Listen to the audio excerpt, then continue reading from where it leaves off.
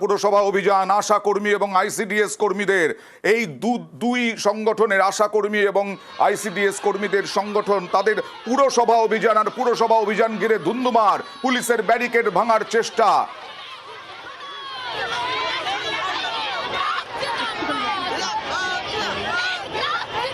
বিভিন্ন দাবি দাওয়া নিয়ে আজকে পুরসভা অভিযান আশা কর্মী এবং আইসিডিএস কর্মীদের, মূলত বামেদের নেতৃত্বে আজকে এই অভিযান। কথা বলবো প্রতিনিধি শঙ্কুর সঙ্গে। শঙ্কু, কি অবস্থা? দেখো, এই মুহূর্তে সবাই যেখানে মিটিং করছিল, অর্থাৎ অঙ্গনওয়াড়ি কর্মী এবং আশা কর্মীরা পুরসভার পাশে মিটিং করছিল, সেই মিটিং থেকে উঠে তারা কিন্তু ঠিক করে যে এখান থেকে হেঁটে তারা ধর্মতলা রানী রাসমণি পর্যন্ত যাবে, অর্থাৎ মিছিল করে যাবে, সেখান থেকে ফিরে আসবে।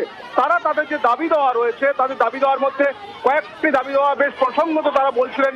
যেটা হচ্ছে তাদের ইউনিফর্ম থেকে আরম্ভ করে তাদের যে মোবাইলে কাজ করতে হয়, অনলাইন কাজ করতে হয়, তার জন্য মোবাইল দেওয়া, এবং শিশু এবং মায়েদের জন্য যে টাকা বরাদ্দর কথা সে বরাদ্দ কম হয়েছে বলে তারা দাবি করে, এবং সেটা নিয়ে আজকে তারা কিন্তু প্রতিবাদ মিছিল করে এবং প্রতিবাদ অবস্থান করে, এখানে মঞ্চ করে তারা ঘোষণা করে, এবং সেখানে কিন্তু মোহাম্মদ সেলিমের মতো নেতৃত্ব তারা এসেছিলেন। তারপরেই তো যখন তারা মিছিল করে যেতে যায় ধর্মতলার দিকে অর্থাৎ রানী রাসমণির দিকে, তখনই কিন্তু পুলিশ তাদেরকে বাধা দেয়। যেহেতু তাদের কোনো অনুমতি নেই, তখনই কিন্তু পুলিশের সঙ্গে তাদের ধাক্কাধাক্কি লাগে এবং তারা ব্যারিকেড ভেঙে যাওয়ার চেষ্টা করে। ধন্যবাদ।